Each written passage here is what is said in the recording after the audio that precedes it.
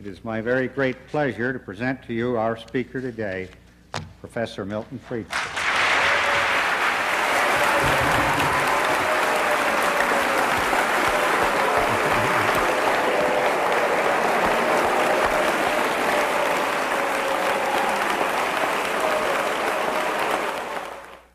What I want to talk about is really an issue which is very much related to the whole problem of human freedom.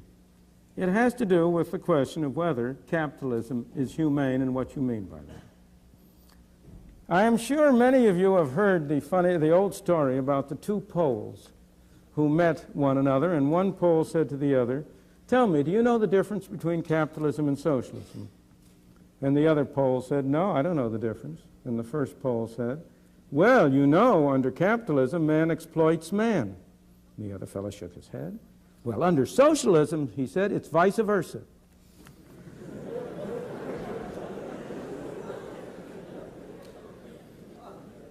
Well, now that, as a matter of fact, in the present intellectual atmosphere of the world, is a relatively favorable evaluation of capitalism. The interesting thing to me about this is that the arguments, the issues in this debate which has been going on for so long about the form of government have changed. The argument used to be about strictly the form of economic organization. Should we have government control of production and distribution, or should we have a market control? And the argument used to be made in terms of the supposedly greater efficiency of centralized government and of centralized control. Nobody makes that argument anymore. There is hardly a person in the world who will claim that nationalized industries or socialism as a method of economic organization is an efficient way to organize things. The examples of Great Britain, the examples of Russia, the examples of some of the other states around the world that have adopted these measures, plus the domestic-grown examples of the post office and its fellows, have put an end to that kind of talk. But the interesting thing is that nonetheless, there is widespread opposition to capitalism as a system of organization, and there is widespread support for some vague system labeled socialism. The most dramatic example of the change in the character of the argument and the paradox that I'm really bringing out is Germany. Here was Germany, which experienced all the horrors of the Nazi totalitarian state in the 1930s. Here is Germany, which after the war, under the Erhard policy of Sozialmarktwirtschaft, social market economy, had an economic miracle with an enormous rise in total income, enormous rise in the well-being of the German people, of the ordinary people. And yet, in Germany, despite the demonstration of the horrors on the one side of a totalitarian state, and on the other, of the benefits of a relatively free market, here in Germany you will find a very large fraction of all intellectuals have become even more strongly anti-capitalist, have become proponents of collectivism of one form or another. Only a small number have gone into the more extreme versions that you've been reading about in the paper of the terrorists. But a very large fraction of the intellectuals, those who write for the newspapers, those who are on television and so on, are fundamentally anti-capitalist in their mentality. And the question is why? What is it that has produced this shift? Now, one of the most, or not this shift, what is it that produces this consistent attitude of anti-capitalism on the one hand and pro-something called collectivism on the other among intellectuals? One of the most interesting analyses of these problems I know is by a Russian dissident mathematician named Shafarevich. His essay, which has never been published, needless to say, in Russia, but it appears in English translation in a book called Under the Rubble, which has been edited by Alexander Solzhenitsyn. And I strongly recommend that particular paper to you. In it, he discusses the appeal of socialism over the ages. He goes back 1,000 or 2,000 years. And he comes out with the conclusion that just as Freud pointed to the death wish in individuals as a fundamental psychological propensity, the appeal of capitalism, he argued, the appeal of socialism and the opposition to capitalism is really a fundamental sign of a death wish for society on the part of intellectuals. It's a very intriguing, strange, and at first sight, highly improbable kind of an interpretation. Yet I urge you all to read that essay, because you will find that it is very disturbing by having a great deal more sense to it than you would suppose such a position could possibly have. I'm not going to take that line. Maybe he's right, but I think there's a very much simpler analysis, a simpler reason for this. And that simpler reason is a combination of a supposed emphasis on moral values and ignorance and misunderstanding about the relationship between moral values and economic systems. I may say the emphasis on moral values is almost always on the part of people who do not have economic problems. It's not on the part of the masses. But the problem with this approach, the problem of trying to interpret and analyze a system, either pro or con, in terms of such concepts as the morality of the system or the humanity of the system, whether capitalism is humane or socialism is humane, or moral or immoral. The problem with that is that moral values are individual. They are not collective. Moral values have to do with what each of us separately believes and holds true, what our own individual values are. Capitalism, socialism, central planning are means, not ends. They, in and of themselves, are neither moral nor immoral, humane nor inhumane. We have to ask, what are their results? We have to look at what are the consequences of adopting one or another system of organization. And from that point of view, the crucial thing is to look beneath the surface. Don't look at what the proponents of one system or another say are their intentions, but look at what the actual results are. Socialism, which means government ownership and operation of means of production, has appealed to high-minded, fine people, to people of idealistic views, because of the supposed objectives of socialism, especially because of the supposed objectives of equality and social justice. Now, those are fine objectives, and it's a tribute to the people of good will that those objectives should appeal to them. But you have to ask the question, does the system, no matter what its proponents say, produce those results? And once you look at the results, it's crystal clear that they do not. Where are social injustices greatest?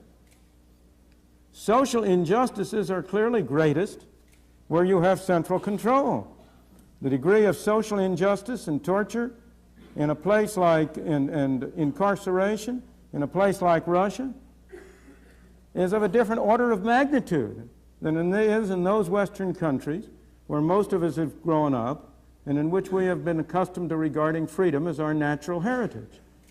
Social injustice in a country like Yugoslavia, which is a much more benign communist state than Russia, and yet you ask Gilas, who languishes in prison for having written a book. You ask the people at the University of Belgrade who have been sent to prison, or many others who have been ejected from the country. Social injustice in China, where you have had thousands of people murdered because of their opposition to the government. Again, you look at the question of inequality, of equality. Where do you have the greatest degree of inequality? In the socialist states of the world. I remember about 15 years ago, my wife and I were in Russia for a couple of weeks. We were in Moscow. And we were going with our tourist guide, and I happened to see some of the fancy Russian limousines up there, the Zivs. They were sort of a takeoff on the 1938 American Packards. And I asked our in-tourist guide out of amusement, how much do those sell for? Oh, she said, those aren't for sale. Those are only for the members of the Politburo.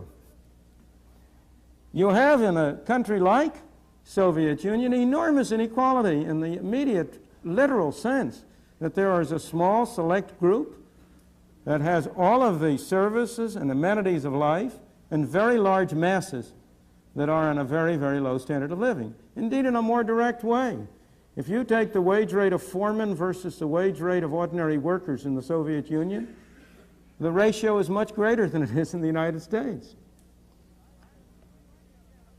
I am reminded again of another, if I seem somehow to be referring to Poland, but on this same trip that we took to Russia, we stopped in Poland, in Warsaw for a while, and we met there a marvelous man, a man by the name of Edward Lipinski, who was in this country a year ago at the age of 83 or 4. I believe was arrested when he got back to Poland because he had been one of those who had signed and authored a declaration against the suppression of freedom of thought and speech in Poland. But at the time we met Edward Lipinski, he seemed to be fairly free. He was a man who had been a socialist all his life. And this was really very hard for, he was now in his 70s, I may say. When we saw him, he was retired. Very hard thing for a man to go back on all of his lifelong beliefs. And so he said as follows to us. He said, you know, he said, I used to believe in socialism. I still do. But socialism is an ideal. We can't have it in the real world, he said, until we're rich enough to be able to afford it. And he said, socialism will be practical when every man in Poland has a house and 2 servants. And I said to him, including the servants? And he said, yes. Now, capitalism, on the other hand, is a system of organization that relies on private property and voluntary exchange. It has repelled people. It's driven them away from supporting it because they have thought it emphasized self-interest in a narrow way, because they were repelled by the idea of people pursuing their own interest rather than some broader interest. Yet if you look at the results, it's clear that the results go the other way around. It's in the capitalist societies of the world, only where capitalism has prevailed over long periods have you had both freedom and prosperity. The greatest measures of freedom, if you look at the Western countries where freedom prevails, it doesn't prevail perfectly. We all have our defects, but by and on the large, few would deny that in the United States, in Great Britain, in France, in Germany, in Western Europe, we have a greater degree of freedom on an individual and personal level than you do in most other places around the world. In Australia, Japan, to a considerable extent today, though not 200 years ago. If you look, you will find that freedom has prevailed where you've had capitalism, and that simultaneously so has the well-being and the prosperity of the ordinary man. There's been more social justice and less inequality. Now the question is that you have to ask, and you have to ask the proponents of these two systems, has socialism failed because its good qualities were perverted by evil men who got in charge? Was it simply because Stalin took over from Lenin that communism went the way it did? Has capitalism succeeded despite the immoral values that pervade it? I think the answer to both questions is in the negative. The results have arisen because each system has been true to its own values. Or rather, a system doesn't have values, I don't mean that, has been true to the values it encourages, supports, and develops in the people who live under that system. What we're concerned with in discussing moral values here are those that have to do with the relations between people. It's important to distinguish between two sets of moral considerations. The morality that is relevant to each of us in our private life, how we each individually conduct ourselves, behave. And then what's relevant to systems of government and organization are the relations between people. And in judging relations between people, I do not believe that the fundamental value is to do good to others whether they want you to or not. The fundamental value is not to do good to others as you see they're good. It's not to force them to do good. As I see it, the fundamental value in relations among people is to respect the dignity and the individuality of fellow men. To treat your fellow man not as an object to be manipulated for your purpose, but to treat him as a person with his own values and his own rights, a person to be persuaded, not coerced, not forced, not bulldozed, not brainwashed. That seems to me to be a fundamental value in social relations. In all systems, whether you call them socialism, capitalism, or anything else, people act from self-interest. The citizens of Russia act from self-interest in the same way as the citizens of the United States do. The difference between the two countries is in what determines self-interest. The man in the United States who is serving as a foreman in a factory, his self-interest leads him to worry about not getting fired. The man in Russia who is acting as foreman in a factory, his self-interest leads him to worry about not being fired at.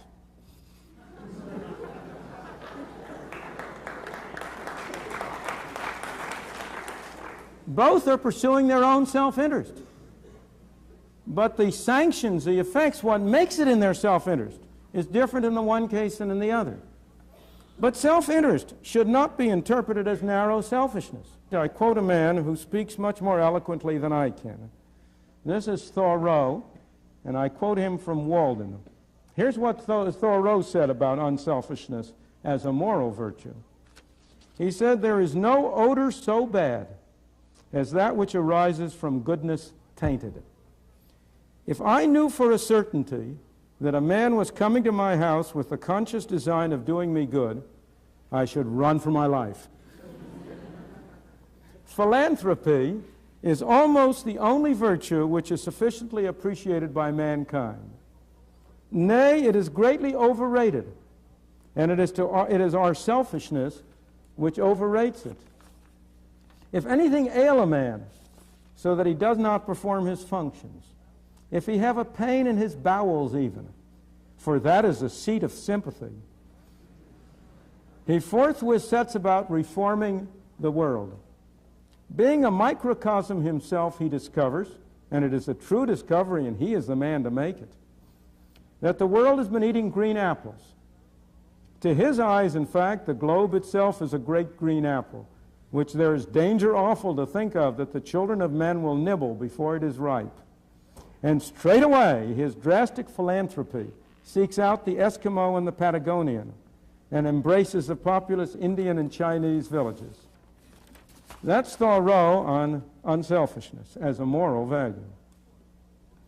More important and more fundamentally, whenever we depart from voluntary cooperation and try to do good by using force, the bad moral value of force triumphs over good intentions.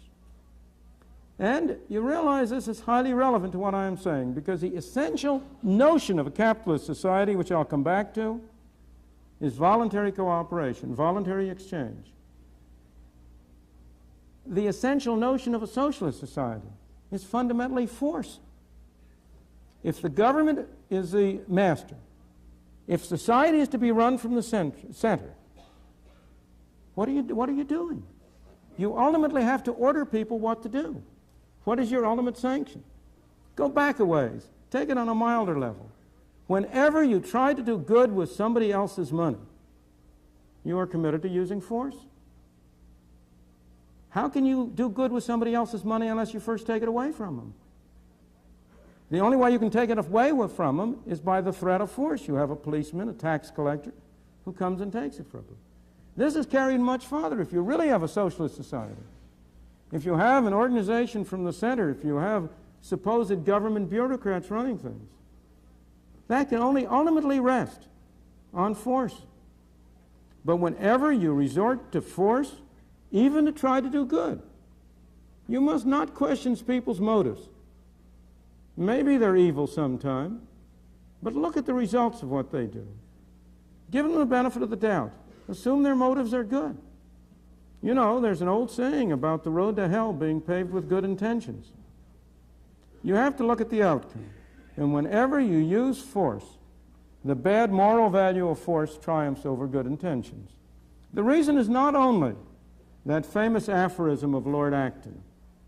You all know it, you've all heard it. Absolute power corrupts. Power corrupts. Absolute power corrupts absolutely. That's the whole aphorism. That's one reason why trying to do good with methods that involve force lead to bad results. Because the people who set out with good intentions are themselves corrupted. And I may add, if they're not corrupted, they're replaced by people with bad intentions who are more efficient at getting control of the use of force. But also, the fundamental reason is more profound. The most harm of all is done when power is in the hands of people who are absolutely persuaded of the purity of their instincts, and of the purity of their intentions. Thoreau said that philanthropy is a much overrated virtue. Sincerity is also a much overrated virtue.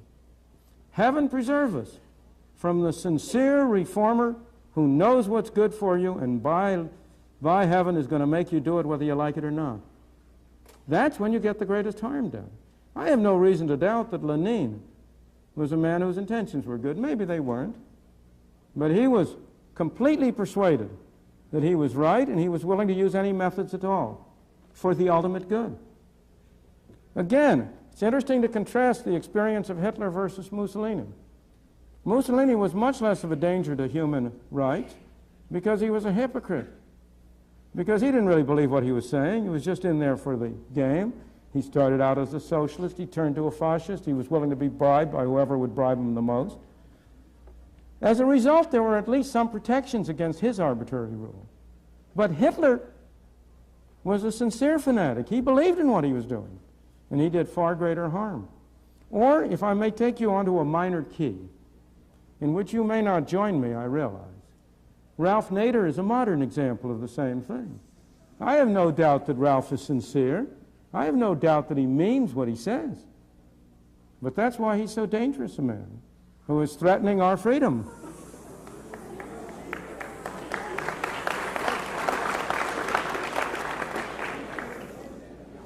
In the past few decades, there has been a great decline in the moral climate. There are few people who doubt the decline in the moral climate. We see evidences of it here. The lack of civility in discussions among people. The resort to chants instead of arguments. These are all evidences on one level of a decline in moral climate. But we see it also in the rising crime statistics, in the lack of respect for property, in the kind of rioting that broke out in New York after the blackout, in the problems of maintaining discipline in elementary schools. Why? Why have we had such a decline in moral climate? I submit to you that a major factor has been because of a change in the philosophies which have been prominent in society from a belief in individual responsibility to a supposed belief in social responsibility, from a tendency to get away from the individual, from his responsibility for his own life and his own behavior. If he doesn't behave properly, that's his responsibility and he's to be charged with it, to a belief that, after all, it's society that is responsible. If you adopt the view that everything belongs to society, then it belongs to nobody. Why should I have any respect for property if it belongs to everybody? If you adopt the view that no man is responsible for his own behavior because somehow or other society is responsible, well then, why should he seek to make his behavior good? Now, of course, don't misunderstand me. On a scientific level, it's true that what we are is affected a great deal by the society in which we live and grow up. Of course. All of us are different than we would have been if we had grown up in a different society. So I'm not denying in the slightest the effect on all of us of the social institutions within which we operate, both on our values and on our opportunities.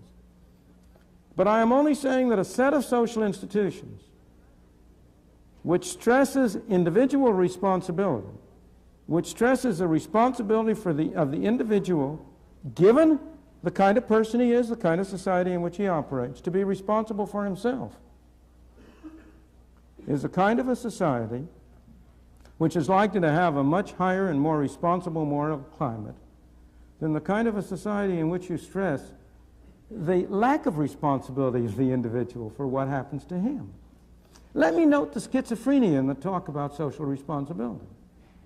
There's always a tendency to excuse the people who are harmed by what happens, or the people who are regarded as the victims. There's always a tendency to excuse them from any responsibility. They didn't riot in Harlem because they had no control over their emotions, because they were bad people, or because they were irresponsible people. No. They rioted because of what society did to them. That's the argument. But nobody ever turns it around and argues the other way. If the people who rioted are innocent of guilt because society who did it to them, then aren't the people who are singled out as the oppressors also free of guilt? Do you hear these same people say, oh no, we mustn't blame those bad people who trample the poor under their feet, because they're not doing it out of their own individual will. Society is forcing them to do it. If you're going to use the doctrine of social responsibility, you ought to be even-handed both ways. It excuses both the victim and the person who I can't say responsible because that would be inconsistent, the person who is alleged to be responsible for the victimization. And similarly, you must be even-handed on both sides. We must, all of us, be individually responsible for what we do to our fellow men, whether that be harm or good. There's an additional reason why you've had a decline in the moral climate. You'll pardon me for returning to my discipline of economics, but there's a fundamental economic law which has never been contradicted to the best of my knowledge. And that is, if you pay more for something, there will tend to be more of that something available. If the amount you're willing to pay for anything goes up, somehow or other, somebody will supply more of that thing. We have made immoral behavior far more profitable. We have, in the course of the changes in our society, been establishing greater and greater incentives on people to behave in ways that most of us regard as immoral. On each of us separately, we've all been doing it. One of the examples that has always appealed to me along these lines is the example of Great Britain. Not now, but in the 19th century and 18th century. You know, in the 18th century, Britain was regarded as a nation of smugglers, of law avoiders, of people who broke the law. In the 19th and early 20th century, Britain got the reputation for being the most law-abiding country in the world, an incorruptible civil service. Everybody knew about the fact that you couldn't bribe a civil servant in Britain the way you could one in, say, Italy or New York. How did that come about? How did a nation of smugglers with no respect for the law get converted into a nation of people obedient to the law?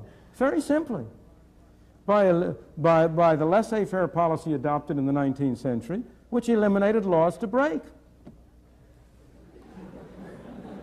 If you had complete free trade, as you did after the abolition of the Corn Laws, there was no more smuggling. It was a meaningless term. You were free to bring anything into the country you wanted. You couldn't be a smuggler. It was impossible. If you didn't need a license to establish a business, you didn't need a license to open up a factory, what was there to bribe a civil servant for? The civil servants became incorruptible because there was nothing to bribe them for.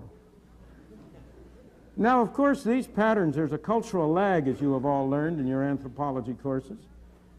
And these patterns, once they develop, last for a while. But what has been happening in Britain in the last 30 and 40 years is Britain has been moving away from essentially laissez-faire and toward a much more controlled and centralized economy.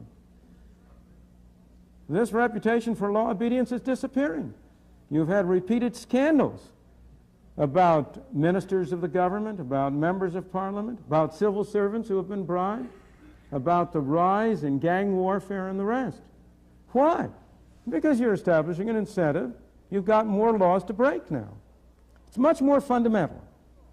When the only laws are those laws which everybody regards as right and valid, they have great moral force.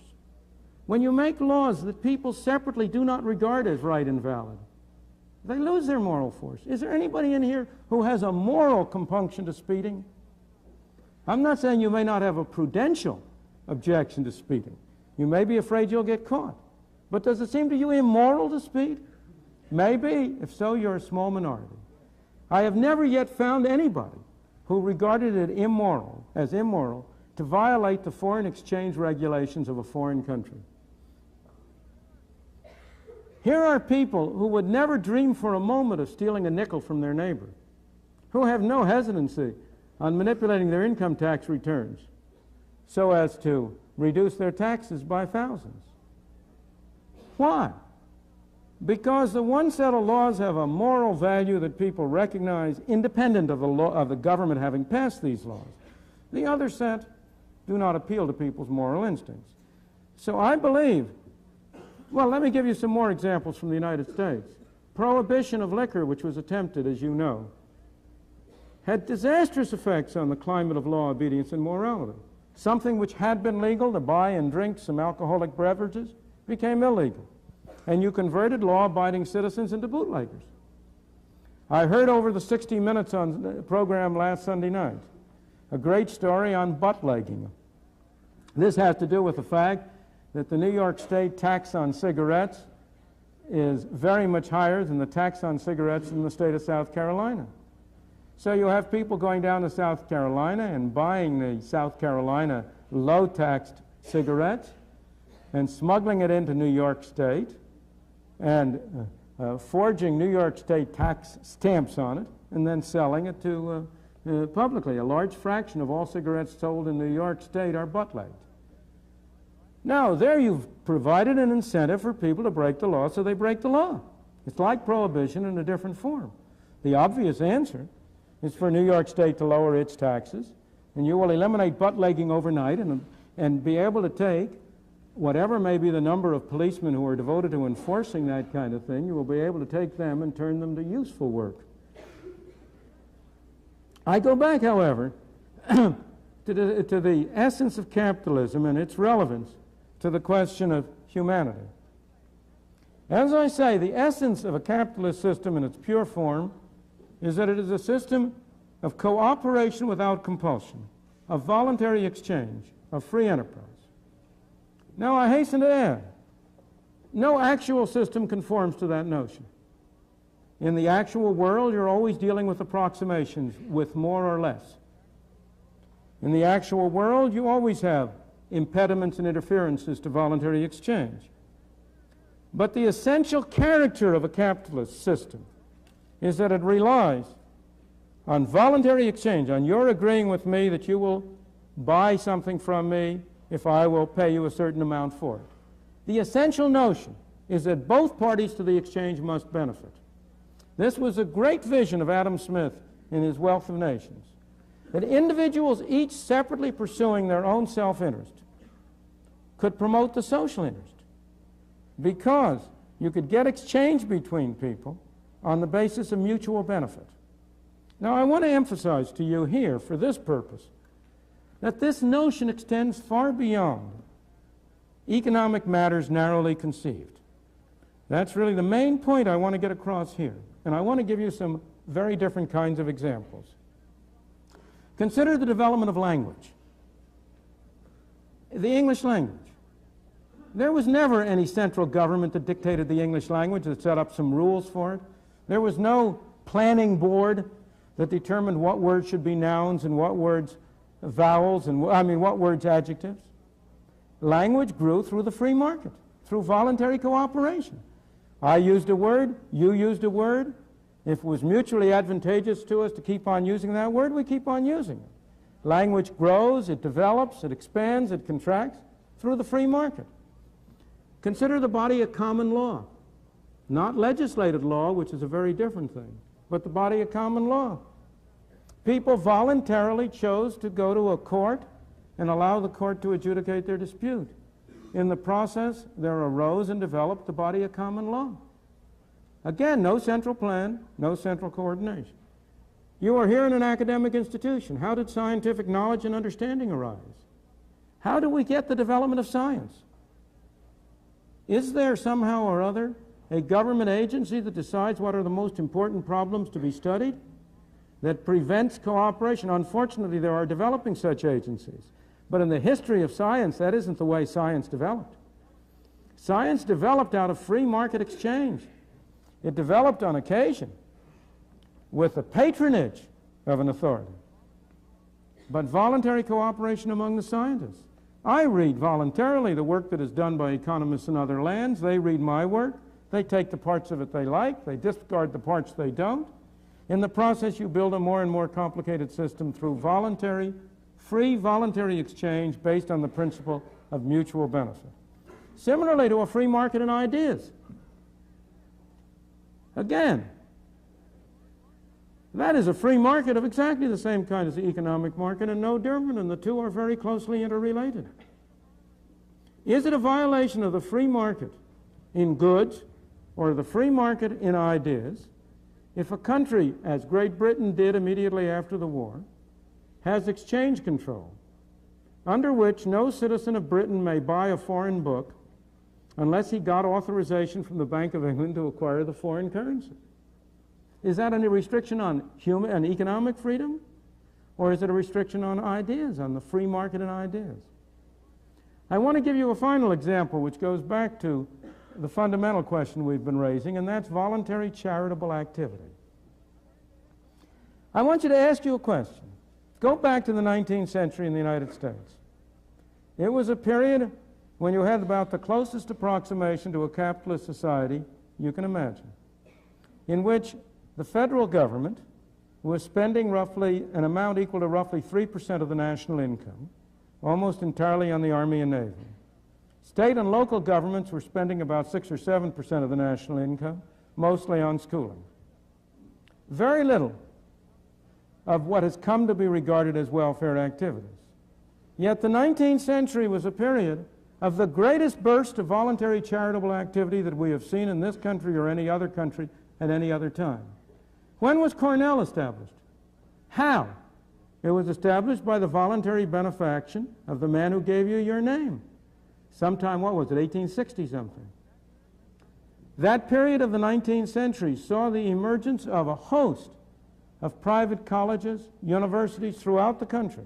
My own University of Chicago was established in 1890 by voluntary eleemosynary activity. It was also the period which saw the growth and development of the non-profit charitable hospital. It saw the establishment of foreign missions, of the Society for the Prevention of Cruelty to Animals, of the Boy Scouts, you name it.